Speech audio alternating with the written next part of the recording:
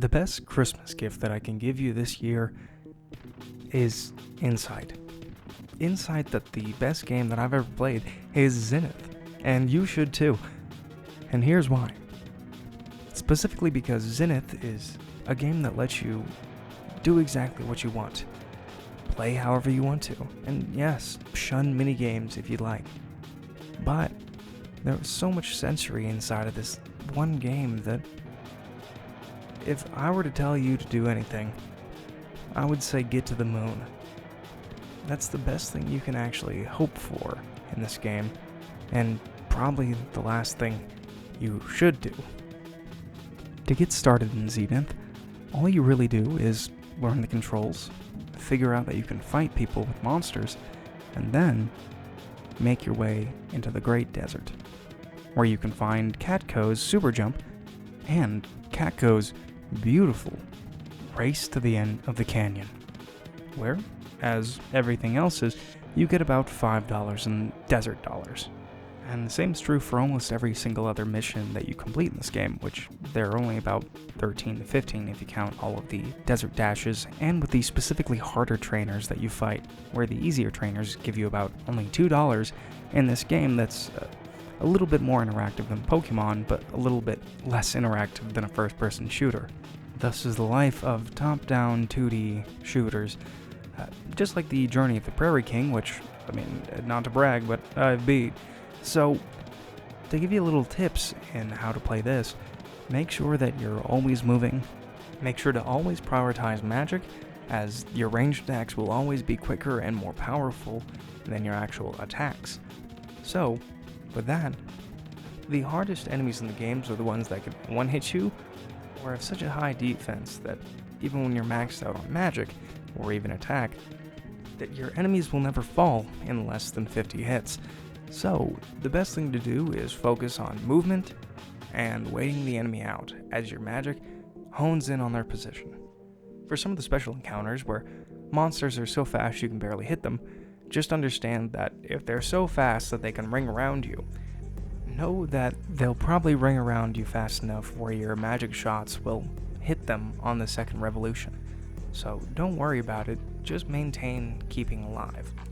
And for the main game, well, I would say that you should take your time trying to find Zines, the capsules, trainers, and even all the rest of the secrets, which I think are very, very funny, but make sure that you read the Zines too, while they have this sort of LSD bend to almost all of them. I see more of a beautiful mind trying to recreate what it saw on those trips.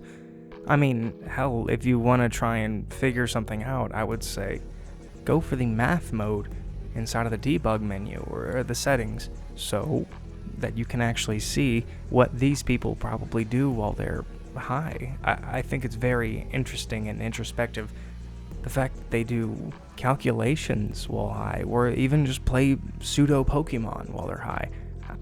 I really think it's interesting, if only for the fact that they're productive. They're doing something with their mind instead of just letting it rot. And that's why I think it's really important that we as people try and take the same sort of route that the developers have, where you go from desert to city to underground tunnels. Truly, it's always in search of your next challenge. And truly, I find myself more in line with Arcane Kids, with their manifesto that they put out when they left gaming, how gameplay should be reserved for secrets, things that you wouldn't otherwise learn unless you fully delved in. Did you know that you could wall ride by holding D towards a right wall or A towards a left wall, and then continue to gain speed? In fact, that's what the Catco Super Ring is all about.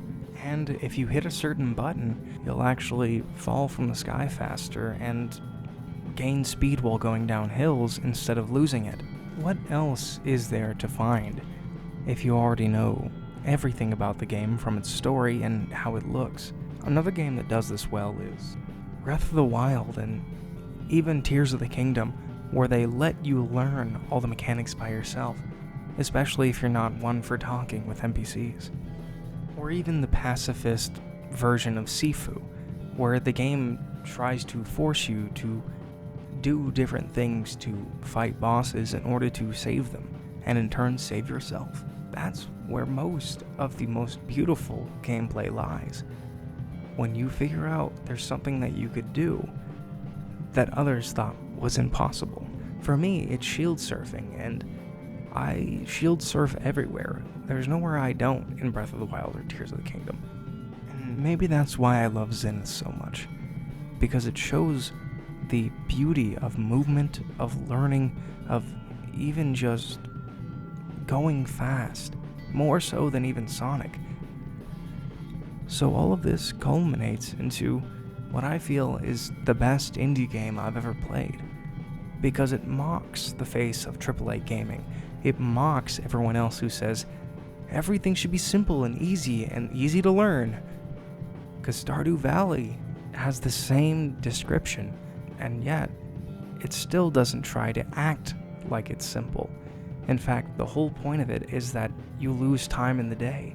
You can't do everything you want. All your tools take 2 days to actually reform into something better by Clint.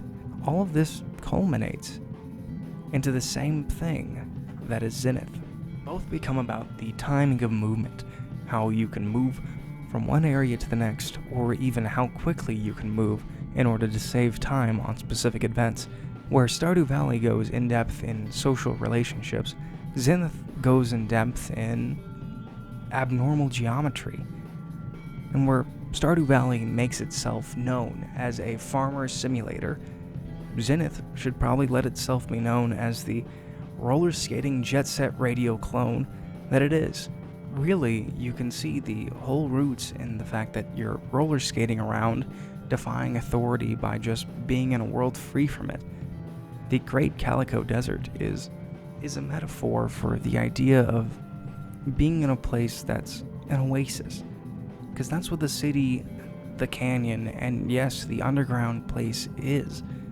You're free from whatever might stop you from doing what you do in this world, which might just be push people over on your mech, or it might be battle everyone with your Pokemon.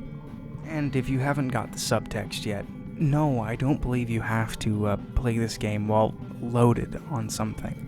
In fact, the most fun I've had in it is when my brain tries to act like I'm on a track and create the most efficient points where me going up in the air lands perfectly, smoothly, and without bouncing. I mean, that's what the whole game is about. Controlling yourself, even if you might be under the influence. And no, I don't mean go out and drive drunk. Stay inside and play Zenith. In fact, maybe that's what we should all be doing this Christmas season. Find ourselves in the Flying Hawks, in the Great Calico Desert, or even flying ourselves to the moon.